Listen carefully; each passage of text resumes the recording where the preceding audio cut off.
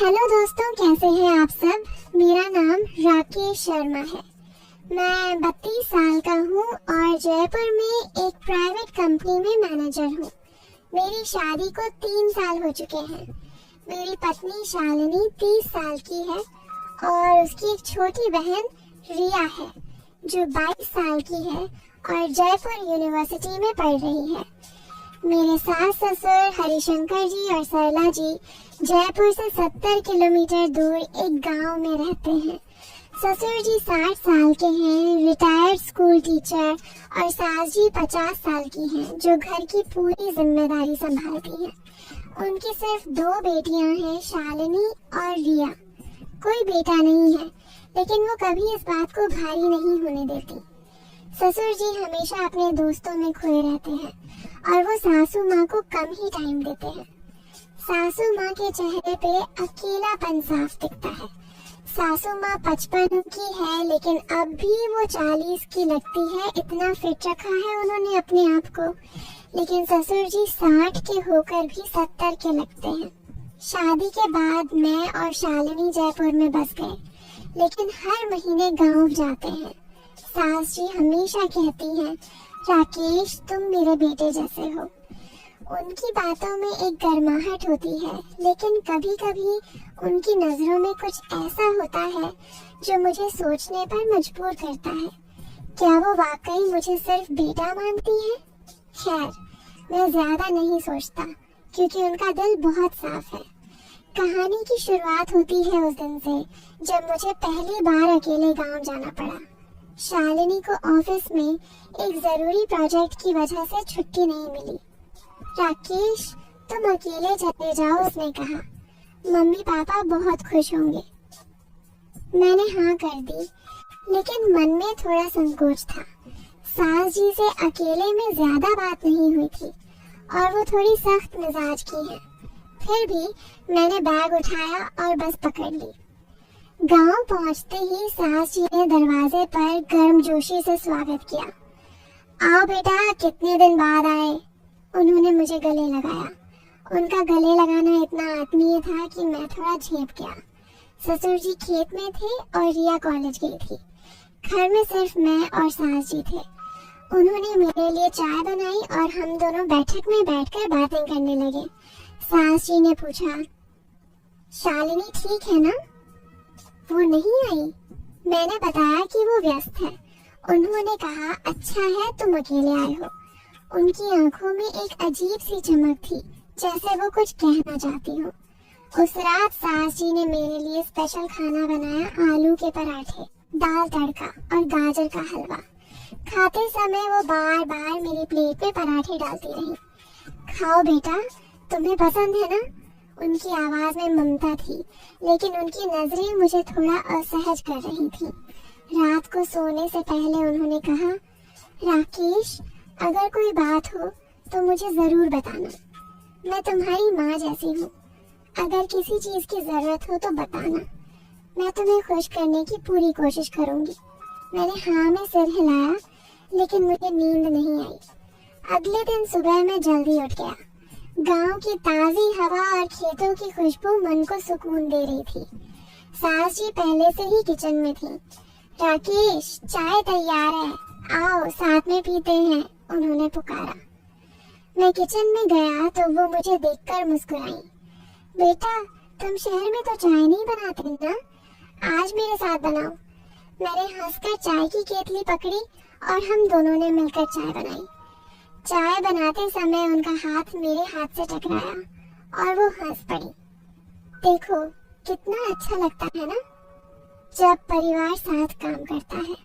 मैंने हाँ में सिर हिलाया, लेकिन मन में सोच रहा था कि उनका यह व्यवहार थोड़ा ज्यादा आत्मीय क्यों लग रहा है। शायद आज मेरी पत्नी साथ में नहीं है इसीलिए। फिर हम दोनों बरामदे में चाय लेकर बैठे। ठंडी हवा चल रही थी और सास जी ने अपना दुपट्टा मेरे कंधे पर डाल दिया। सर्दी लग जाएगी बेटा, उन्होंने कहा। उनका स्पर्श इतना नरम था कि मैं थोड़ा रुक गया। क्या ये सामान्य है? मैंने खुद को समझाया कि वो बस माँ जैसी हैं। फिर भी उनकी नजरें बार बार मेरी तरफ उठ रही थी। फिर उसी दिन में ससुर जी खेत से लौटे और हम सबने साथ खाना खाया। रिया भी शाम को कॉलेज से आई। घर में हंसी मजाक का माहौल था। रिया ने मुझसे मजाक किया, भैया आप तो गांव के स्टार बन गए हो, मम्मी आपके लिए इतना खाना बना रही हैं। सास जी हंसी, लेकिन उनकी नजरें फिर मुझ पर टिकी। रिया, राकेश पहली बार घर अकेले आया है, उसके लिए तो बनाना पड़ेगा ना, उन्होंने कहा। शाम को मैं टहलने निकला तो सास जी बोली, बेटा मैं भी चलूं? मैंने हाँ कहा और हम दोनों गांव की गलियों में घूमने निकले।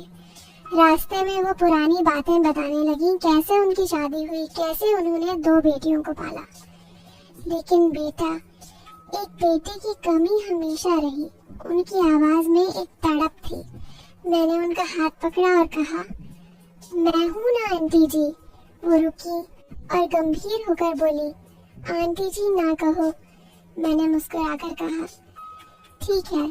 उस रात खाने के बाद सास जी ने मुझे अपने कमरे में बुलाया। बेटा मेरी पीठ में दर्द है, जरा दबा दो। मैं हिचकिचाया, क्या ये ठीक है?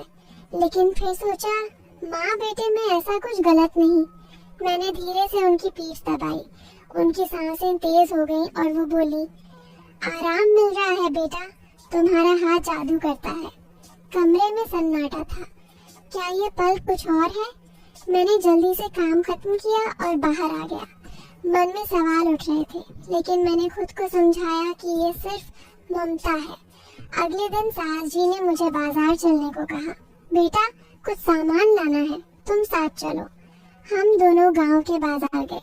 वहाँ सास जी ने मेरे लिए एक कुर्ता चुना।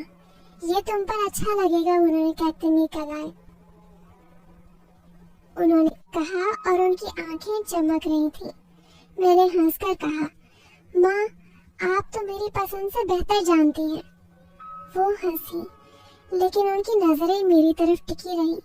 लौटते समय अचानक तेज बारिश शुरू हो गई। हम दोनों एक पेड़ के नीचे खड़े हो गए। सास जी पूरी तरह भीग चुकी थी। मेरी नजर बार बार उनकी तरफ जा रही थी।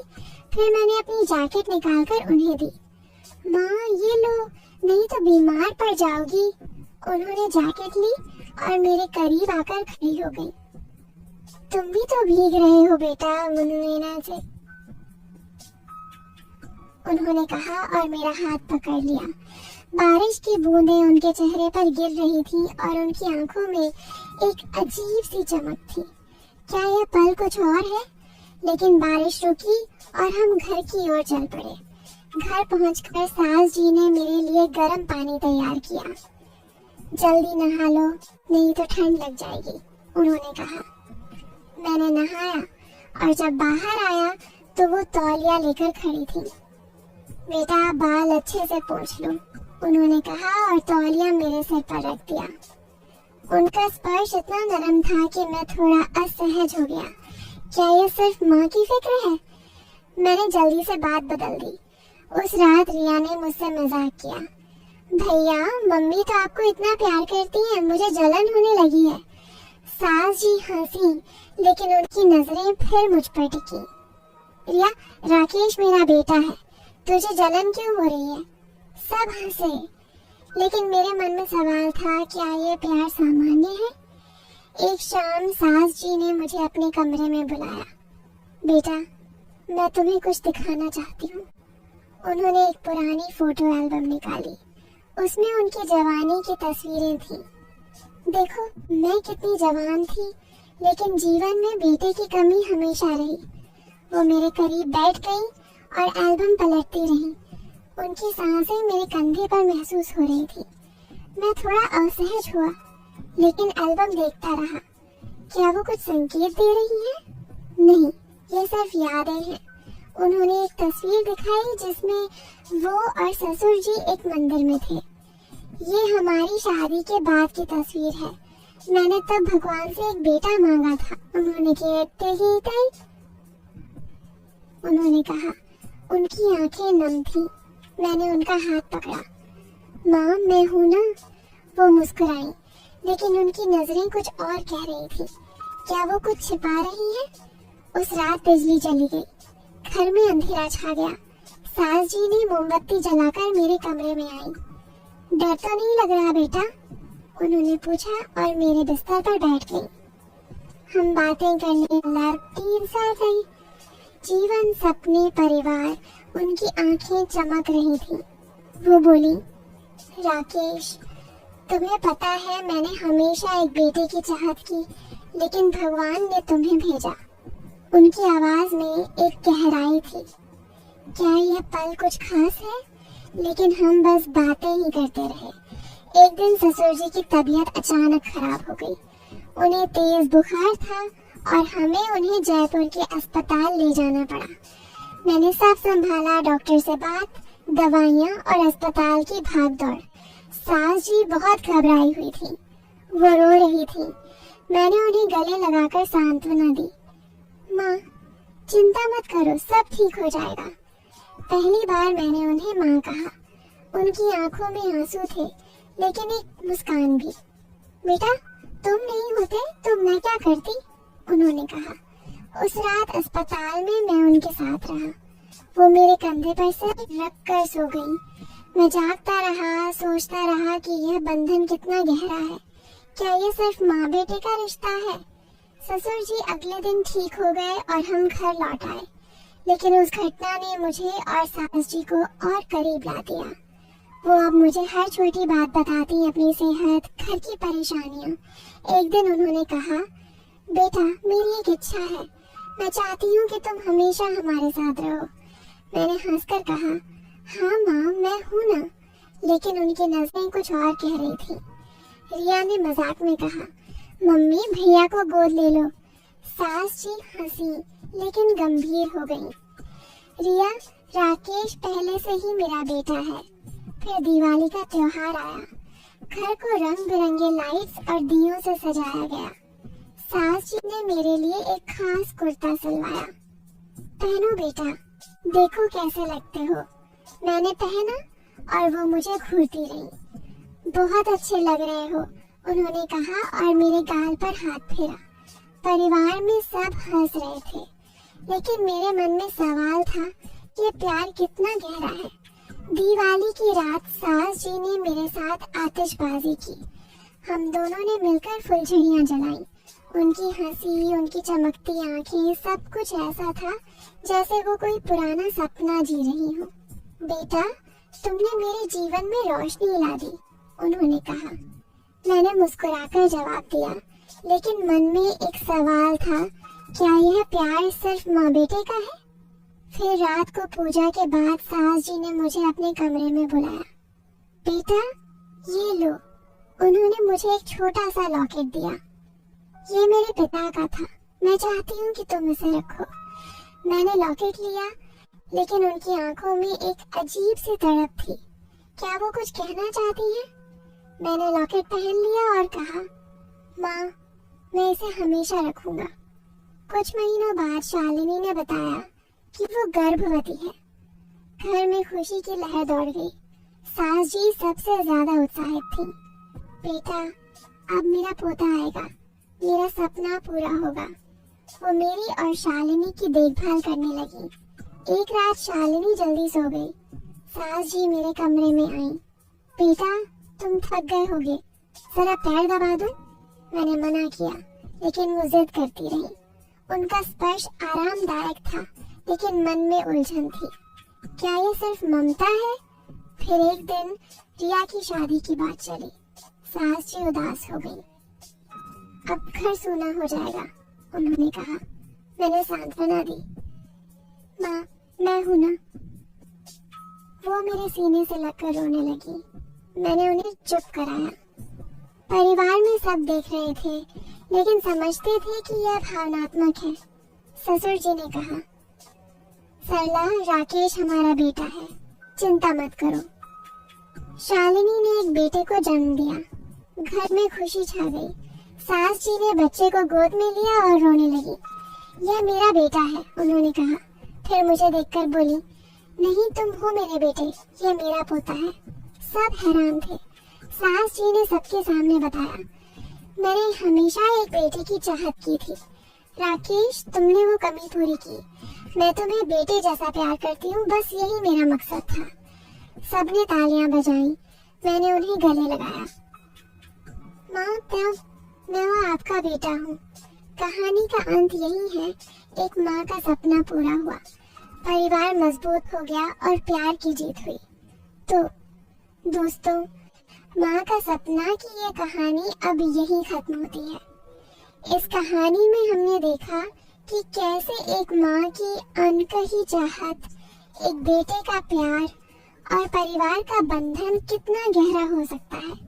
सास और दामाद का ये रिश्ता जो बाहर से साधारण लगता है, लेकिन अंदर से ममता और विश्वास की नींव पर टिका है, हमें सिखाता है कि प्यार की कोई सीमा नहीं होती। ये कहानी हमें याद दिलाती है कि अपने परिवार को, अपने अपनों को हमेशा वक्त दें, उनकी भावनाओं को समझें और छोटी छोटी खुशियों को साथ में जिएं। कभी कभी जिंदगी में कुछ रिश्ते ऐसे होते हैं जो हमें अनजाने में बहुत कुछ सिखा जाते हैं। सास जी की आंखों में छिपी वो तड़प, राकेश के लिए उनका बेटे जैसा प्यार और एक परिवार का एक दूसरे के लिए समर्पण, ये सब में बताता है कि जिंदगी की असली खूबसूरती प्यार और विश्वास में है। तो आइए इस कहानी से प्रेरणा लें और अपने परिवार को और करीब लाएं। अगर यह कहानी आपके दिल को छू गई तो इसे अपने दोस्तों और परिवार के साथ जरूर शेयर करें।